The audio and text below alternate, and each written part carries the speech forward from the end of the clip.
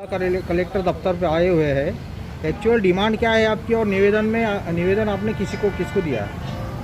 हमने जिलाधिकारी को निवेदन दिया है कि एडवोकेट्स का जो लॉकडाउन के पीरियड में 3 महीने से काम बंद है और जो अर्जेंट मैटर है, अर्जेंट नेचर के, सिर्फ वही मैटर्स एडवोकेट्स के कोर्ट में चालू है, लेकिन जो रेगुलर मैटर है जो हमेशा चलते हैं वो मैटर्स बिल्कुल भी बंद है और कोर्ट का टाइमिंग सिर्फ 2 बजे तक का टाइमिंग है।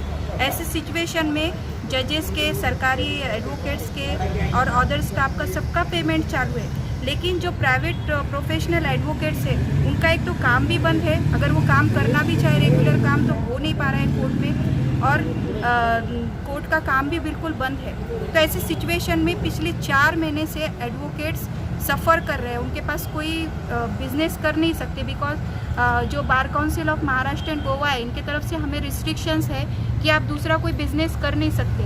अगर हम चाहे कोई बिज़नेस करना, उसके लिए लोन लेना, तो हमें लोन भी मिल नहीं सकता। अगर हम लेते हैं तो बार काउंसिल से हमारा जो लाइसेंस है वो भी रद्द हो जाने की डर है। तो इस वजह से जो एडवोकेट्स है इनको सरकार की तरफ से 1 पैसे की भी मदद नहीं मिली है। मैंने ऐसा नहीं है कि आज निवेदन दी हूँ, पिछले 2-3 महीने से मैं कंटिन्यू इसका फॉलोअप ले रही हूँ, निवेदन दे रही हूँ सरकार को, लेकिन आज तक मुझे ताज्जुब इस बात का लग रहा है कि सरकार ने इसकी एक बार भी दखल नहीं लिया कि एडवोकेट्स को कंपनसेशन के तौर पे कुछ देना चाहिए। मैंने एक निवेदन ऐसा भी दिया था कि इंश्योरेंस पॉलिसी है, क्योंकि हम भी एक part end parcel of judiciary है, तो हम वहाँ पे काम करते टाइम में हमारे भी जान को धोखा है। तो ऐसे सिचुएशन में हमें भी इंश्योरेंस पॉलिसी मिलना चाहिए सरकार की तरफ से, क्योंकि जो EMI इतना बड़ा है वो कैसे हम भर सकते हैं कोई।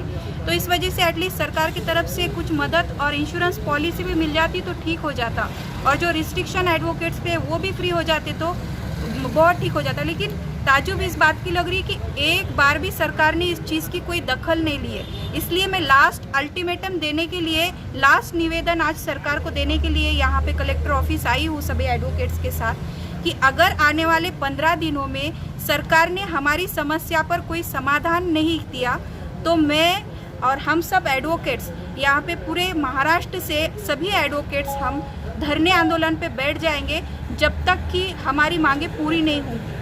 और सेकंड थिंग, हम दूसरा निवेदन भी, क्योंकि बिफोर इंडिपेंडेंस से एडवोकेट एक सोशल पार्ट्स भी रहा है, स्वातंत्र्य के लड़ाई में भी बहुत बड़ा अहम रोल रहा है एडवोकेट्स का, इसलिए हम सिर्फ हमारे बारे में नहीं सोच रहे। हमने यहाँ पे लोगों के लिए भी निवेदन दिया है कि जो बिजली का भुगतान लोग कर नहीं पा रहे, जो कि शासन ने फ्री देना चाहिए था गवर्नमेंट ने, वो आज हमसे सब में ज़्यादा बिजली हमसे और लोगों से ले रहे हैं, तो ये बिजली के बिल को भी माफ़ किया जाए। और जो जन आरोग्य योजना है महात्मा फुले की, जो GR पे गवर्नमेंट ने दिया है कि प्राइवेट हॉस्पिटल्स में भी ये लागू हो जाएंगी और सभी क्लास के लोगों को लागू हो जाएंगी, लेकिन प्रैक्टिकल में तो आप सब लोग जानते हैं कि इसका क्या सिचुएशन है। 1.5 लाख रुपए जब तक भरते नहीं, 1-1.5 लाख रुपए जब तक तो पेशेंट को एडमिट किया नहीं जा रहा है कि ये योजना हमारे को लागू ही नहीं। फिर सिर्फ GR के ऊपर सरकार ने ये योजना दी है क्या? मुझे ऐसे लगता है अगर सरकार ने सचमुच इस योजना को दिया है तो मैं सरकार से निवेदन करती हूँ कि आप ये जो प्राइवेट हॉस्पिटल जो पैसे लूट रहे हैं सबके नाम पर तो लोगों से, तो इसकी चौकसी होना चाहिए और जो हॉस्पिटल्स ऐसा कर रहे हैं उनके ऊपर कार्रवाई होना चाहिए, और ये GR जो है तो सबको सभी अस्पताल में लागू होना चाहिए। आपका नाम? एडवोकेट आसमा शेख। ये कौन सी संगठन की ओर से दिया गया निवेदन? ये सब हम एडवोकेट्स, औरंगाबाद के जो एडवोकेट्स हैं हम सब यहाँ पे आए हैं। 19चं जे आरोग्यासंदर्भात जी सरकारी योजना चालू आहे त्या संदर्भात मी जे आज कलेक्टर ऑफिसला जे निवेदन देण्यासाठी आलेले आहे त्यामुळे अनेक प्रश्न, गंभीर समस्या निर्माण होत आहेत। आम्ही जे आज निवेदन द्यायला आलेले आहे वकील संघ, जे आम्हाला सुशिक्षित बेरोजगार आहोत, आम्हाला रोजगार मिळत नाही, त्यामुळे आमचे अनेक हाल होत आहेत आणि सरकारच्या ज्या आरोग्य ज्या सेवा आहेत त्यासुद्धा आम्हाला लाभ मिळत नाही, आणि ज्या प्रधानमंत्री ज्या जनगण योजना ज्या आहेत त्याचासुद्धा आम्हाला काही लाभ मिळालेला नाही आहे, आणि त्यामुळे आम्ही सगळे वंचित आहोत। आमचा वकील संघ त्यामुळे अनेक प्रश्नांना, समस्यांना तोंड द्यावे लागत आहे। त्यामुळे आम्ही आज या दिवशी कलेक्टर ऑफिसला आम्ही हे सर्वजण वकील संघ मिळून निवेदन देण्यास आले। तुमचं नाव पद सांगा? ॲडव्होकेट रमा गायकवाड। ॲडव्होकेट नंदा गायकवाड. औरंगाबादमध्ये जे काही आता चाललेलं आहे कोविड-19 या भीती आजाराची जी दहशत निर्माण झालेली आहे आणि ज्याच्यामध्ये जे मयत झालेत कोविड-19 दाखवून ज्या हॉस्पिटलने दाखल म्हणजे डेथ सर्टिफिकेट दिलेले आहेत त्या हॉस्पिटलची खरोखर चौकशी व्हायला पाहिजे आणि जे कुटुंबातली व्यक्ती वारली आहे त्यांना 10 लाख रुपये नुकसान भरपाई शासनाने द्यावी. दुसरी गोष्ट अशी की जे कंपल्सरी तपासण्या करत आहेत ज्याच्यामध्ये कोविड पॉझिटिव्ह दाखवतात त्यांना कुठेतरी क्वारंटाईन करतात त्या कुटुंबात जर पॉझिटिव्ह दाखवलं त्या कुटुंबाच्या व्यक्तीला पर हेड 5 लाख रुपये शासनाने द्यावेत. कारण या दहशतीमुळं अनेक लोक भीतीने मरत आहेत आणि आर्थिक बाजू इतकी कमकुवत झाली की सगळ्याचे रोजगार बंद झालेले आहेत. आम्ही वकील या नात्याने आम्ही समाजाचे खूप मोठं प्रतिनिधित्व करतो तर आम्हाला या गोष्टी खूप जवळून जाणवतात. पक्षकार अत्यंत गरीब असतात गरीब परिस्थितीतले. अशा परिस्थितीमध्ये शासनाने जे शेतकऱ्यांना 2 लाखाचा जर विमा देऊ शकतात तर आम्ही उच्च शिक्षित लोकांना 10 लाखाचा तरी विमा उतरवावा शासनाने ही आमची नम्र विनंती आहे. आणि इतर ज्या बाबी आहेत आमच्या लाईट बिलाच्या त्या कमीत कमी कराव्यात किंवा आम्हाला निशुल्क वीज द्यावी सर्व लोकांना अशी आमची विनंती आहे. साठे मी ॲडव्होकेट आहे डिस्ट्रिक्ट कोर्ट आणि हायकोर्टाची. हायकोर्टात आणि डिस्ट्रिक्ट कोर्टात दोन्हीकडे माझी प्रॅक्टिस चालू आहे. तर माझं वकील संघातर्फे असं म्हणणं आहे की आम्ही एक ॲडव्होकेट जरी असलो तरी सोशल म्हणजे समाजाचा जास्त आमचा संपर्क आहे.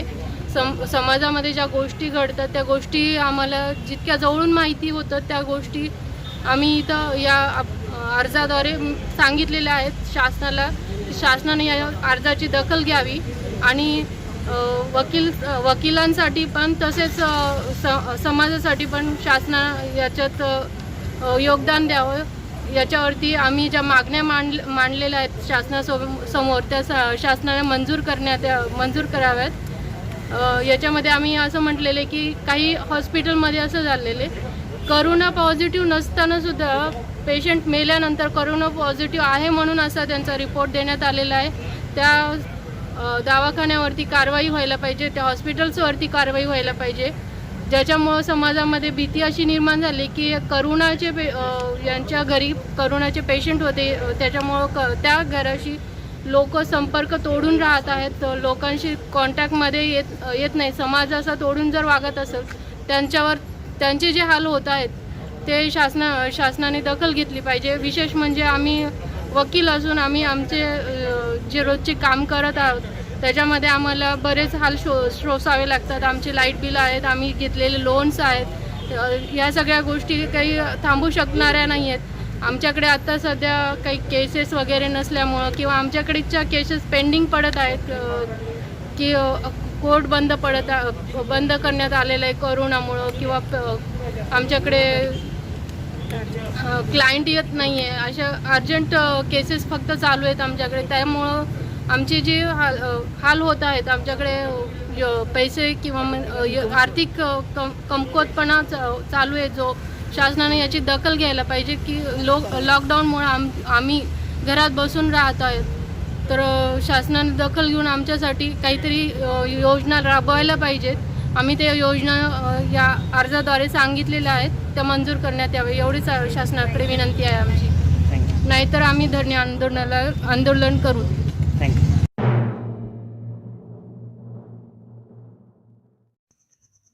रोज नई खबरों को देखने के लिए हमारे औरंगाबाद समाचार चैनल को सब्सक्राइब कीजिए और नोटिफिकेशन पाने के लिए हमारे बेल आइकन को दबाइए ताकि हर खबर की नोटिफिकेशन आपको मिलती रहे.